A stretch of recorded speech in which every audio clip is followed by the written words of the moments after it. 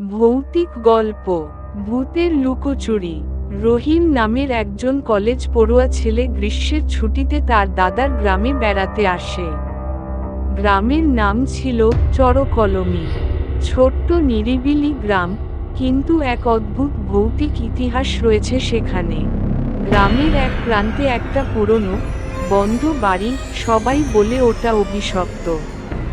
রাতে নাকি সেখানে আলো জ্বলে, ছায়া নড়ে, আর হঠাৎ করেই শব্দ হয় যেন কেউ হাঁটছে।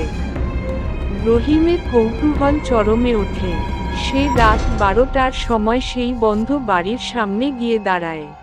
বাতাস থেমে যায়, কুকুরের ডাক বন্ধ হয়, চারপাশ নিস্তব্ধ।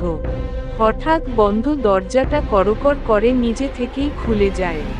রহিম সাহস করে ভেতরে ঢুকে পড়ে, কিন্তু সে জানে না সে এক লুকোচুরির খেলায় জড়িয়ে যাচ্ছে, যে খেলা সে চায়নি খেলতে। রহিম বাড়ির ভেতরে ঢুকে দেখে দেয়ালে ধুলো জমে আছে, মেঝেতে শূন্য বোতল, ছেঁড়া পত্রিকা, সবকিছু যেন বছরের পর বছর কেউ ছুঁয়েও দেখেনি।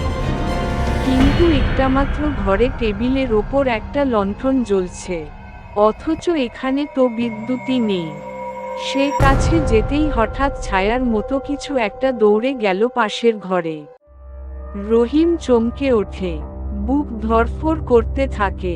ভয় পেলেও সে সাহস করে এগিয়ে যায়।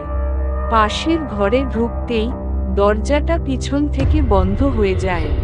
একটা কণ্ঠ ভেসে আসে, তুমি খেলতে এসেছো, তবে জিততে পারবে তো? ঘরের দেয়ালে হঠাৎ করে আগুনের মতো অদ্ভুত লাল অক্ষরে লেখা ভেসে ওঠে, এই খেলায় একবার ঢুকলে বেরোনোর রাস্তা নেই, যতক্ষণ না খেলা শেষ হয়। খেলার নাম লুকোচুরি। খেলার নিয়ম: 1, একজন লুকাবে, 2, অন্যজন খুঁজবে, 3, 3বার ভুল করলে শিকার নিজেই শিকার হয়ে যাবে। রহিম ঘেমে একাকার। হঠাৎই পুরো ঘরটা অন্ধকার হয়ে যায়। একটা ঠান্ডা হাত তার কাঁধে পড়ে। কে যেন কানে ফিসফিস করে বলে, আমি লুকিয়েছি, খুঁজে দেখো, সময় কিন্তু কম। রহিম কাঁপতে কাঁপতে ফ্ল্যাশলাইট অন করে খোঁজ শুরু করে। প্রথমে রান্নাঘর, তারপর সিঁড়ি বেয়ে উঠে যায় ছাদে। হঠাৎ একটা পুরনো আয়নার সামনে এসে দাঁড়ায় সে। আয়নায় দেখে পেছনে কেউ দাঁড়িয়ে আছে, কিন্তু ঘুরে তাকালে কেউ নেই।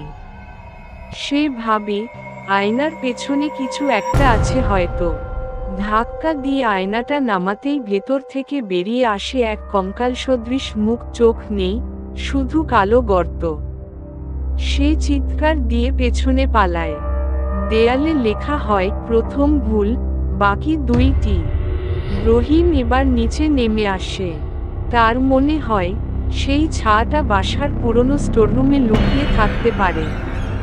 দরজাটা ধাক্কা দিয়ে খোলে সে, কিন্তু সেখানে কিছুই নেই, শুধু একটা ছোট্ট পুতুল পড়ে আছে।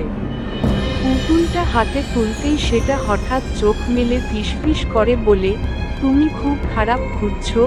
আর তারপর চারপাশে ঝড়ের মতো শব্দ শুরু হয়।